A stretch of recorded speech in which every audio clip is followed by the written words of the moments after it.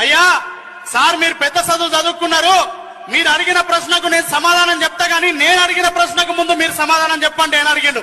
అడుగు బిడ్డ అని అంటే అడిగిండు. ఇడ నేను ఆపిన మందల ఎన్ని గొర్రెలు ఉన్నాయో లెక్క పెట్టి చెప్పుని సార్ అన్నాడు సింపుల్ గా. అని అంటే సింపుల్ పని కదా, చాలా సింపుల్ పని. వెనకాల ఉన్న గన్మెన్లను పంపించి వెనకాల ఉన్న పోలీసులను పంపించి టక టక టక టక టక టక టక టక లెక్క పెట్టించిండు. 300 లెక్క వచ్చింది, చెప్పేసిండు 300 ఉన్నాయి రేపు అని. పిల్లగాడు ఒప్పుకుంటలేడు, లేవు అన్నాడు. ఏయ్ నేను ఐఏఎస్ రా భయ్, పెద్ద చదువు చదువుకున్నా, బుడగోషి కానివి, నీకేం తెలుసు లెక్క అని మనం తిట్టిను.